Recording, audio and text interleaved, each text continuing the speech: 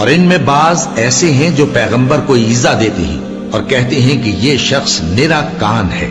ان سے کہہ دو کہ وہ کان ہے تو تمہاری بھلائی کے لیے، وہ اللہ کا اور مومنوں کی بات کا یقین رکھتا ہے، اور جو لوگ تم میں ایمان لائے ہیں ان کے لیے رحمت ہے، اور جو لوگ اللہ کے رسول کو رنج پہنچاتے ہیں ان کے لیے عذاب علیم تیار ہے۔ مومنوں، یہ لوگ تمہارے سامنے اللہ کی قسمیں کھاتے ہیں تاکہ تم کو خوش کر دیں،